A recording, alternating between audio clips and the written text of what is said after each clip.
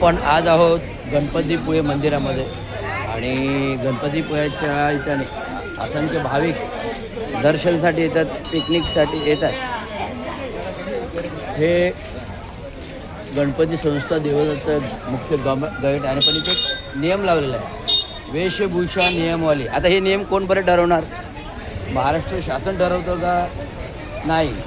तर मी देखील आलेल्या भक्तांना विनंती, मंदिरे सर्व सदस्याने वेशभूषा खाली नियम पाळावे. कमी कपड्यातील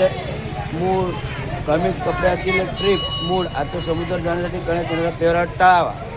गुडघ्यांवर येणारे स्कर्ट ड्रेसेस परिधान करून येऊ नये. असंख्य भाषा किंवा आक्षेपार्ह चित्रातले कपडे टाळावे. आणि चित्र दिलीत असं मला वाटतं देवाने म्हटलेलं नाही आहे. इथे जे काही दिलेलं आहे नोटीस बोर्ड, असं मला वाटतं देवाने म्हटलेलं आहे. देवाने म्हटले का? देवाने सांगितलं नाही सांगितलं.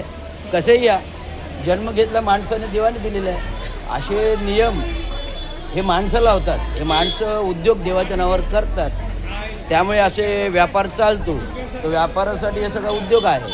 त्यामुळे कुठे देव सध्या आहे का? असेल तर कुठलेही कपडे घाला, उघडे या तरी देवदर्शन देणार. पण असं नियमावली आपण पंचायती समिती ठरवतो. आम्ही आवाज कुठे असला तरी उठवतो. मी कोणाच्या याला घाबरत नसतो, पण हा आवाज आहे हा चुकीचा आहे. देवाने आपल्याला सांगितलेलं नाही असेच कपडे घालून या, असेच कपडे परिधान करून या. तुम्ही उघडेसुद्धा येऊ शकता, फक्त अंतर्वस्त्र असावी एवढंच नियम आहे. नियम नाही आहे तर आहे, अंतर्वस्त्र असावी. कारण देव काय उघड्या डोळ्याने बघत नाही. देवाने काही सांगितलेलं नाही उघडं या, नागडे या, पण या दर्शन घ्या असं तेवढं सांगतो देव. हे असं नियमावली सांगत नाही देव. धन्यवाद. India unlimited in digital news channel S Raviraj.